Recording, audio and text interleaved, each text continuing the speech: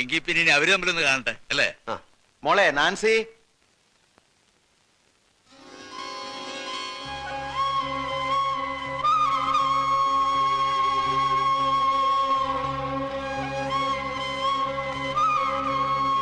സണ്ണിച്ചു, പെണ്ണിന് വല്ല ചട്ടോ വയ്ക്കോ മറ്റോണോ നോക്കിക്കോണം. പിന്നെ നാളെ ഞങ്ങൾ കൂടെ വന്നൊരു കുറ്റം പറഞ്ഞേക്കരുത്.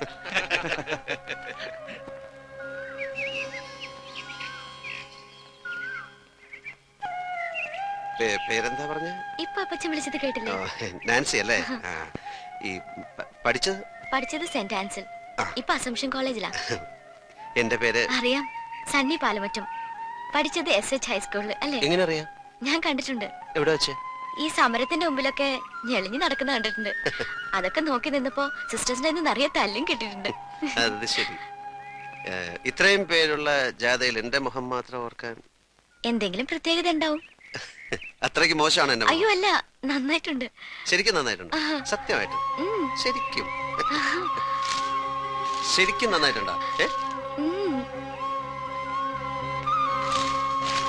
ശരിക്കും ശരിക്കും എനിക്ക് അസൂയ തോന്നുന്നു. നേരായിട്ടും തോന്നാം. അറിഞ്ഞവർക്കും കേട്ടവർക്കും എല്ലാം അസൂയായിരുന്നു, ദൈവത്തിന് പോലും.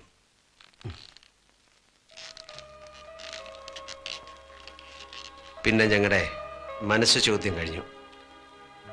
കല്യാണത്തലേന്ന് ബാച്ചിലേഴ്സ് പാർട്ടി നടക്കുമ്പോൾ പള്ളിക്കൽ നച്ചമെന്ന് പറഞ്ഞു കല്യാണം നടക്കില്ലെന്ന്. കടം കൊണ്ട് കഴുത്തറ്റ മുങ്ങിയ പാലോമറ്റത്തേക്ക് അവളെ കെട്ടിച്ചു കയറ്റാൻ അവളുടെ അപ്പച്ചൻ മനസ്സ് വെച്ചില്ല.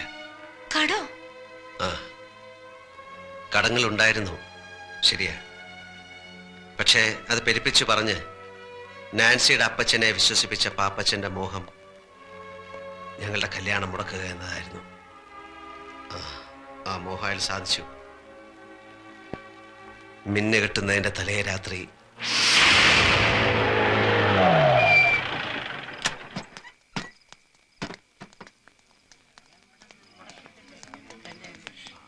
എന്താ അച്ഛാ ഇതിന്റെയൊക്കെ അർത്ഥം?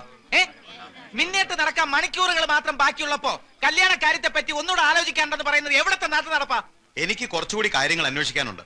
എന്റെ മോളെ അവിടേക്ക് അയച്ചാ അവള് ദുഃഖിക്കേണ്ടി വരില്ല എന്ന് എനിക്ക് ബോധ്യം വന്നാ നമുക്ക് വേറെ ദിവസം നോക്കാം. ഒരുമാതിരി തന്തയ്ക്ക് പറക്കാരിക പറയരുത്. നീ എന്താ ഈ പറയുന്നേ?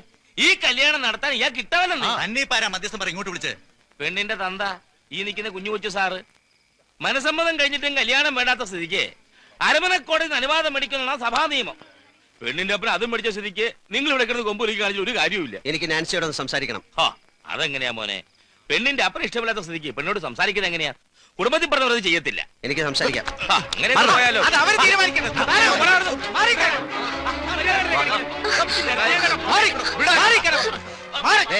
ഇവളെ വിളിച്ചിറക്കി കൊണ്ടുപോകാനാ ഞാൻ വന്നത്. നിനക്ക് സമ്മതമാണെങ്കിൽ നാളെ നിന്റെ കഴുത്ത് ഞാൻ മിന്നു കെട്ടും. വരാൻ തയ്യാറാണോ? എന്ന് അവിടെ നിന്നാണ് എൻ്റെ നഷ്ടങ്ങൾ ആരംഭിച്ചത്. വർഷങ്ങൾ കഴിഞ്ഞിട്ടും നാൻസിയെ മറക്കാൻ എനിക്ക് കഴിഞ്ഞില്ല. മനസ്സുകൊണ്ട് അവൾ എപ്പോഴും എൻ്റെ കൂടെ ഉണ്ട്, ഇവിടെ ഈ സിംഗപ്പൂരിൽ. പിന്നീട് സണ്ണിച്ചൻ നാട്ടിൽ പോയിട്ടില്ല? ഇല്ല, വേറൊരു വിവാഹത്തെക്കുറിച്ച് ചിന്തിച്ചിട്ടുമില്ല. നാട്ടിൽ നിന്ന് ഫോൺ ചെയ്യുമ്പം അമ്മച്ചിക്ക് ഒന്നേ അറിയണ്ടൂ, എപ്പോഴാണ് എൻ്റെ കല്യാണം എന്ന്. അത് നടന്നു കാണാൻ വേണ്ടി മാത്രം ജീവിച്ചിരിക്കുന്ന പോലെ. ഇനി ഫോൺ ചെയ്യുമ്പോൾ ഞാൻ പറയും, കെട്ടാൻ ഞാൻ റെഡി. ഇവിടെ സുന്ദരിയായ ഒരു നസ്രാണി കൊച്ചിനെ ഞാൻ കണ്ടുവച്ചിട്ടുണ്ട്, ദിവസം നിശ്ചയിച്ചോളാം. അപ്പൊ നാൻസി? അവൾ പോയി. കഴിഞ്ഞ വർഷം എനിക്കൊരു വെഡിങ് കാർഡ് കിട്ടി. വധു നാൻസി, വരൻ എൻ്റെ കുടുംബം തകർത്ത പുല്ലാങ്കുന്നേൽ പാപ്പച്ചൻ്റെ മകൻ പോളച്ചൻ. ഇതാ പറയണത്, വിലപിടിപ്പുള്ള ഒന്ന് നഷ്ടപ്പെടുമ്പോ മറ്റൊന്ന് നമ്മെ കാത്ത് എവിടെയോ ഉണ്ടെന്ന്.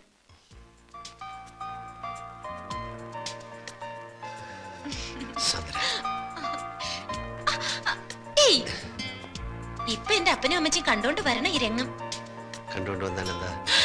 എന്റെ ഈശോ, കമ്പ്യൂട്ടർ സയൻസ് പഠിക്കാൻ ഹോസ്റ്റലിൽ നിർത്തിയിട്ട് പോയ സ്വന്തം മകൾ സുന്ദരനായ ഒരു ചെറുപ്പക്കാരനോടൊത്ത് രാത്രിയിൽ ഇങ്ങനെ ഇങ്ങനെ അല്ലേ?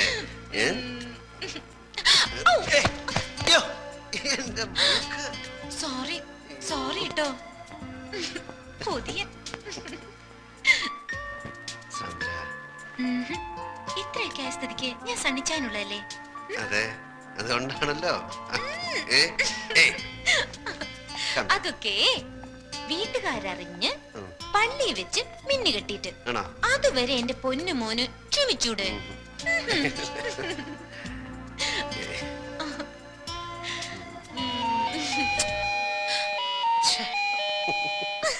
Come. Stay here.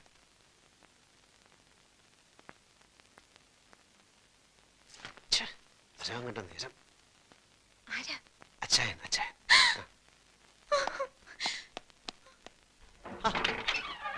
അച്ചായൻ എന്താ ഈ നേരത്തെ? വട്ട് അല്ലാതെന്താ? എടാ സണ്ണിക്കുഞ്ഞെ, ഇന്ന് ഞങ്ങളുടെ 15th വെഡിങ് ആനിവേഴ്സറി നിനക്ക് അറിഞ്ഞുകൂടെ? Sorry, happy birthday. സന്തോഷപ്രദമായ നീണ്ട 15 വർഷത്തെ ദാമ്പത്യ ജീവിതത്തിന്റെ ഒരാഘോഷം. ശരി. പിള്ളേരെല്ലാം ഡ്രൈവർ നായരെ ഏൽപ്പിച്ചിട്ട് ഞങ്ങളൊന്ന് കറങ്ങാൻ ഇറങ്ങിയതാ. പാതിരാത്രിയിലോ? ഈ ഹണിമൂണിന് പാതിരാവുന്നോ പരാവെളുപ്പൊന്നോ ഉണ്ടോ?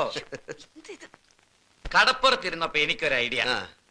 ഇന്നത്തെ രാത്രി സ്ഥിരം കിടപ്പുമുറി വിട്ട് മറ്റെവിടെയെങ്കിലും ഉറങ്ങാമെന്ന്, ജസ്റ്റ് ഫോർ എ ചേഞ്ച്. അപ്പോഴാ എനിക്ക് നിന്റെ വീടിനെ പറ്റി ഓർമ്മ വന്നത്. അതല്ല, നിനക്ക് വല്ല ബുദ്ധിമുട്ടുണ്ടോ? എനിക്കൊന്നുമില്ല. പിന്നെ ഞങ്ങളുടെ ഈ ത്രില്ലും മൂടും ഒക്കെ കണ്ട് നിനക്ക് ഒരു പെണ്ണ് കെട്ടണമെന്ന് തോന്നുകയാണെങ്കിൽ ഒറ്റ വെടി 2 പക്ഷി.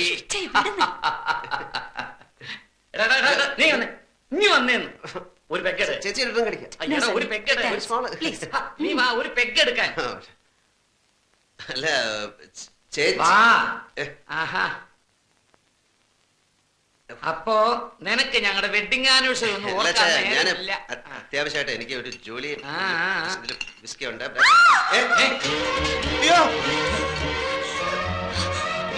അവിടെ ഒരു പെണ്ണ്. പെണ്ണ എവിടെ? ഒരിക്കലും രാത്രിയിൽ എങ്ങനെ പെണ്ണ് വരാനാ? അവിടെ ഒരു പെണ്ണ്. പെണ്ണൊന്നുമില്ല അവിടെ. നീ ശരിക്കുണ്ടോ? അതെ, വെളുത്ത ഫ്രോക്ക് ഇട്ടൊരു പെണ്ണ്.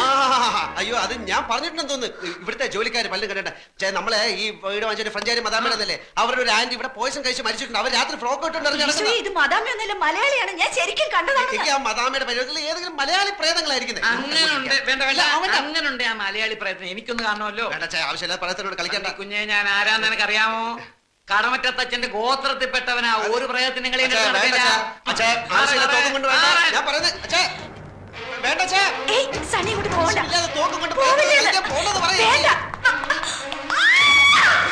ഷൂട്ട് ചെയ്യരുത്, അത് പ്രേതമല്ല, എന്റെ ഫ്രണ്ടാ.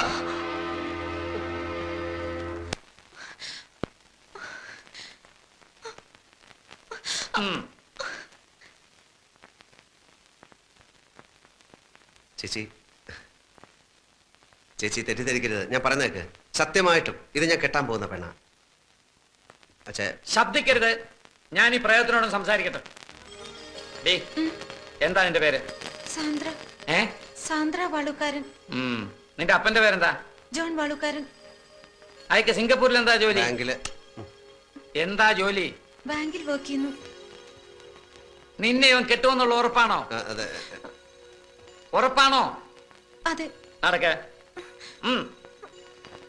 നിന്റെ അപ്പന്റെ ശരിയായിട്ടുള്ള അഡ്രസ്, ഫോൺ നമ്പർ എല്ലാം ഇതിൽ ഫീഡ് ചെയ്. നടക്ക.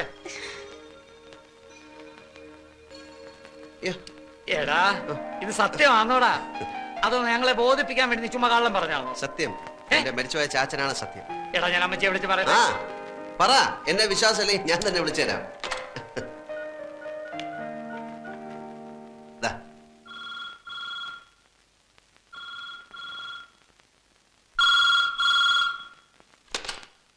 ഹലോ. അതെ, കൊടുക്കാം. അമ്മച്ചി, എന്താ സാറേ ഈ രാത്രിയിലെ? സിംഗപ്പൂരിൽ നിന്നാ, കുരുവിള സാർ. ഹലോ. പിന്നെ ഞാനും സണ്ണിച്ചനും ഗീതയും കൂടി ഒരു പെണ്ണ് കാണാൻ പോയി. പെണ്ണ് കണ്ടു, ഇഷ്ടപ്പെട്ടു. പെണ്ണിന്റെ നാടും വീടും ഒക്കെ എവിടെയാ? നാട്ടിൽ എവിടെയാണ് നിന്റെ വീട്? തൃശ്ശൂരാ. പെങ്കൊച്ചിന് ജോലിയുണ്ടോ, പഠിക്കുന്നോ? ഏയ് ഇല്ല, പഠിക്കുക. എന്തോന്നാ പഠിക്കുന്നത്? കമ്പ്യൂട്ടർ സയൻസിന് പഠിക്കുക. അമ്മച്ചിയും പെങ്ങന്മാരും അളിയന്മാരും കൂടെ വികാരിയച്ഛനെ കണ്ടിട്ട് ഒരു ദിവസം അങ്ങ് നിശ്ചയിച്ചോ? ശരി. എടാ പൈലി, സണ്ണിച്ചനും കുരുവിളയും കൂടെ അവിടെ ഒരു പെണ്ണിനെ കണ്ട് എല്ലാം ഉറപ്പിച്ചെന്ന്. അവനത് പറയാൻ നാണായതുകൊണ്ടാന്ന് തോന്നുന്നു കുരുവിളെ കൊണ്ട് വിളിപ്പിച്ചത്. പിന്നെ കുട്ടികളെയൊക്കെ ഒന്ന് വിളിച്ചു പറഞ്ഞാലോ? ഈ പാതിരാത്രിക്കോ അമ്മച്ചി? നേരെ ഒന്ന് വെളുത്തോട്ടെ. എനിക്കിനി കിടന്ന ഉറക്കം വരത്തില്ല. എനിക്കിനി കുറച്ചു ദിവസത്തേക്ക് ഉറക്കമേ വരത്തില്ല. സണ്ണിച്ചന്റെ കല്യാണമല്ലേ.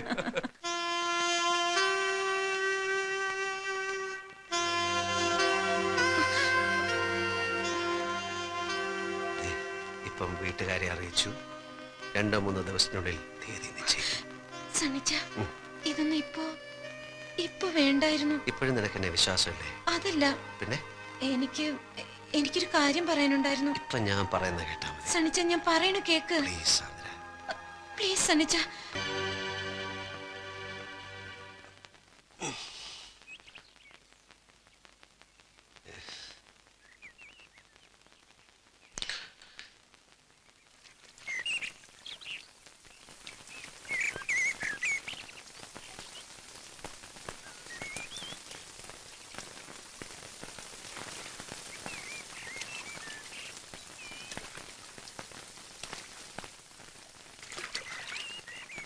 Sandra, I'm sorry Sandra, I'm sorry. നിന്നെ കിട്ടിയില്ല, മന്ത്രകോടി തന്നില്ല. പക്ഷേ ഈ കഴിഞ്ഞ രാത്രി മുതൽ നീ എന്റെ മണവാട്ടിയാണ്.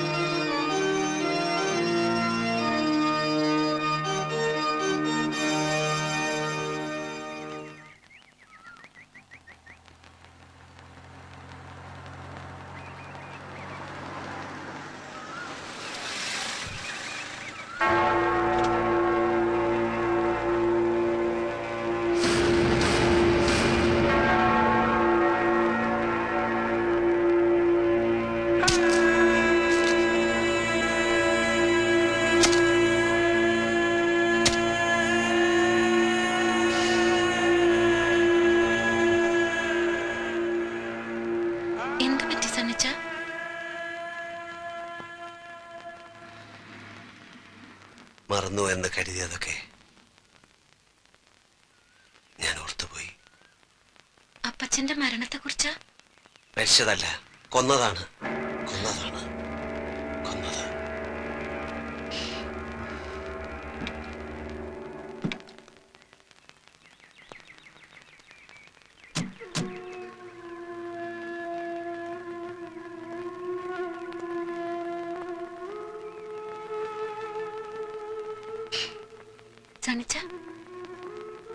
വാക്ക് പറഞ്ഞ് ഉറപ്പിച്ച ദിവസേ പെങ്ങളുടെ കല്യാണം നടത്താൻ വയ്യാണ്ട് വിഷമിച്ച ചാച്ചനെ ഇടവകയിലെ അച്ഛൻ സഹായിക്കാമെന്നേറ്റു. പുതിയ പള്ളി പണിയാൻ പിരിച്ച പള്ളി ഫണ്ട് ചെയ്യുന്നു. അതിപ്പോ എന്നാ കമ്മിറ്റി തീരുമാനിക്കാനാ? ഇട്ടിച്ചൻ എത്ര രൂപ വേണ്ടെന്ന് വെച്ചാൽ അങ്ങ് എടുത്താ പോരെ. എന്ന് പറഞ്ഞാല് പൊതുമുതലാവുമ്പോ ചോദിക്കുകയും പറയുകയും ചെയ്യാതെ എടുക്കാൻ പറ്റുമോ? മാത്രമല്ല, ഖജാൻജിയായ പാപ്പത്തിന്റെ പേരിലാണ് ഇത് ബാങ്കിൽ കിടക്കുന്നത്. ശരിയാ, 2,25,000 രൂപ വരെ എന്റെ പേര് ബാങ്കിൽ കിടപ്പുണ്ട്. ബാക്കി ആ ചിട്ടിച്ചാലിൽ ഇരിക്കുകയാണല്ലോ. എന്റെ കയ്യിലോ? എന്താ പാപ്പച്ച നീ പറയുന്നത്? എന്റെ അച്ചായ, മുഴുവൻ കാശ് ഒരേ ബാങ്കിൽ കിടക്കണ്ടെന്നും പറഞ്ഞ് നമ്മൾ രണ്ടുപേരും കൂടെ പോയിട്ട് 2 ലക്ഷം രൂപ എടുത്ത് ഓർക്കുന്നുണ്ടോ? അത് കൊടിയിറക്കി പെരുന്നാളിനല്ലേ? ഇതെന്നത്തെ അച്ചായ നീ പറയുന്നേ? ഈ 2 ലക്ഷം രൂപ എടുത്തത് ഒരു ശനിയാഴ്ചയായിരുന്നു. അന്ന് ഉച്ച കഴിഞ്ഞ് ബാങ്ക് ഒഴിവായതുകൊണ്ട് ഈ കാശ് അച്ചായൻ വീട്ടിലേക്ക് പോയത് ഓർക്കുന്നുണ്ടോ? പാപ്പച്ച, ഇത് 1-2 രൂപയുടെ കാര്യമല്ല, രൂപ 2 ലക്ഷമാ. നീ പറയുന്ന കാശും വാങ്ങി പാലാക്കി പോയത് ഓർക്കുന്നില്ലേ? ഓഹോ, അപ്പൊ എന്നെ കളറാക്കിയാണോ? ഇടിച്ചാൻ കാശെടുത്ത് മറിച്ചേക്ക് തുറന്നങ്ങോട്ട് പറ, വെറുതെ മനുഷ്യനെ ആദ്യം കേട്ടാതെ. ഞാൻ കാശെടുത്ത് മറിച്ചെന്നോ? നിന്റെ കുടുംബ പാരമ്പര്യം കാണിച്ചാലുണ്ടല്ലോ. നിങ്ങൾ രണ്ടുപേരും കൂടി ഇവിടെ കിടന്ന് ബഹളം വെച്ചിട്ട് എന്താ കാര്യം? നമുക്ക് എന്താ വേണ്ട സമാധാനമായിട്ട് ആലോചിച്ച് തീരുമാനിക്കാം. എന്റെ പൊന്നച്ചോ, ഒന്നും ആലോചിക്കാനില്ല. കാശ് ഇതിയാന്റെ കയ്യിൽ തന്നെയുണ്ട്. ചിലപ്പോ ചേവനെടുത്ത് കാണും. ഇത് എന്നെ കള്ളനാക്കുക.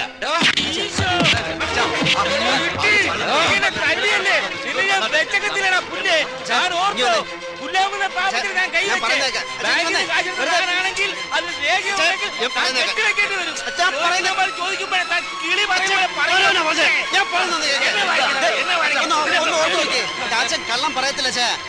അച്ഛൻ എന്തോ തെറ്റ് പറ്റിയതാ. ശരിയാണ്, തെറ്റുപറ്റിയത് എനിക്കാ. നിന്റെ അപ്പന്റെ പള്ളിക്കച്ചടത്ത് ഞങ്ങൾ കൊടുത്തു.